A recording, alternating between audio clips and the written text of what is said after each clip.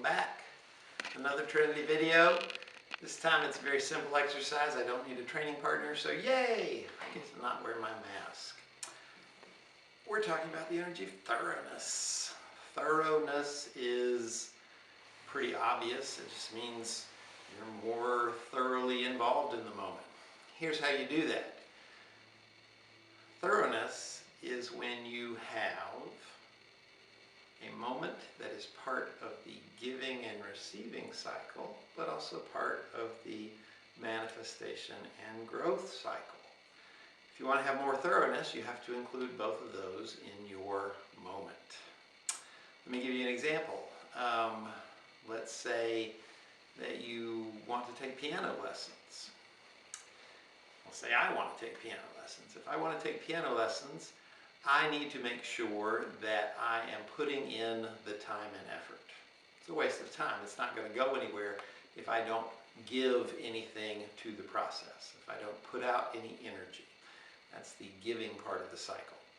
I must also receive something from it. If it's not fun for me, if nobody praises me, if I don't learn any new songs, then I'm going to quit. So I have to have that receiving part of the cycle also. But I'm only halfway to thoroughness. If I have both parts of that, I am halfway to thoroughness. If I just have one part, if I'm just putting energy into it and getting nothing out, I'm a fourth of the way to thoroughness. But if I have both giving and receiving, I'm halfway there. Now I need to incorporate the manifestation and growth cycle, which means I need to bring something from my higher self down into this moment. It doesn't matter what it is, it just has to be authentic to me. Suppose I want to express creativity. I have a big piece of creativity and I want to express it by learning a new instrument. Okay, well that's real, that's authentic. I am now bringing that into the moment. It doesn't have to be creativity. Suppose my grandmother's dying wish was that I take piano lessons and I'm doing it in the energy of honor, to honor her request. Fine, whatever. Just as long as it's real and authentic for you. Still 3/4 of the way there. The final piece is that you have to grow from the experience. If I bring my creativity to learning to play the piano, it should also grow in me some quality. Maybe I develop a little more focus, maybe I develop a little more persistence in doing my lessons, maybe I get a little better at listening for the instructions and hearing the notes. Whatever it is, but I do need to grow a piece to feed that creativity, or I'm just going to burn out my creativity. I have to be adding something to it as I'm expressing it, or it runs down like a battery. So there's our 4 parts. We have to be part of the the giving and receiving cycle, and also the manifestation and growth cycle. So in and out, up and down. I have an exercise for you tonight that I think will help stimulate those 2 cycles. Unfortunately, it is not a self-defense technique. This will not save your life in a conflict situation. It's just a little warm-up exercise that I learned in one of my first karate classes to help inculcate body memory of these 2 concepts. It's really easy. Giving and receiving could be termed taking in. It could be termed maybe something like accepting or receiving, whatever. But if somebody throws a punch at you and you can't get out of the way, you will have to absorb it at one point or another. So that energy of pulling in, taking the blow, sending it down, that's absorption. And when you throw a punch back, you have to project that energy. So that project and absorb thing is something that they teach in karate class. Here's the way that we practiced it. We just made sure that our chakras were lined up, and we practiced taking the energy in, projecting the energy out. Absorb, project, absorb, project. You'll see that when you absorb, you have a tendency to kind of contract a little bit. Your height drops.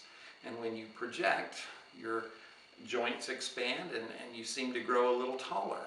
So you have that absorb and project going, which is your giving and receiving cycle. And then also you're going to need to have the growth and manifestation cycle going.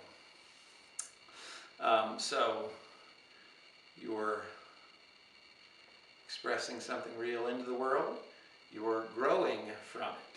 So you have this going while you have this going.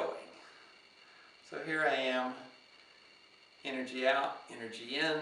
Here I am, energy in, energy out. I've got the growth and manifestation cycle. I've got the giving and receiving cycle. You put it together, it looks like this. Pretty easy, right? I'm just kind of swinging my arms and drawing into myself and expanding out. It looks like I'm kind of bobbing up and down, but I'm not thinking about it in terms of bobbing my knees. I'm just thinking, accept that energy in, project that energy out. So I got both of these pieces going. Now, if you do this for 5 minutes a day, it'll really stimulate that idea in your subconscious that you must constantly be part of both cycles. You must be giving and receiving, but also manifesting and growing. Well, I don't have 5 minutes a day, Russell. Great. You can do it in 1 minute a day if you do this. Lift one leg so that you're on one leg and you still have that motion. You'll find that if you can do it on one leg, breathing in and out, feeling that energy go out and back in that giving and receiving, and up and down in that manifestation and growth. If you can do it on one leg for even 2 minutes, you put both legs back on the ground, suddenly, wow, it's supercharged. I made super progress. I really feel it in my body much more. It's just a quicker and easier way. If your balance is not good, you don't want to do that. Stick with the 2 legs. Do it for a longer period. But if you can do the one leg thing, do it. 2 minutes every morning. It's not a big deal. It will get your subconscious thinking growth and manifestation, giving and receiving at the same time. If you're a part of both of those cycles, if you're sitting in the middle of those 2 circles, then you are bringing thoroughness to the moment. If you like this stuff, stay tuned for more Trinity.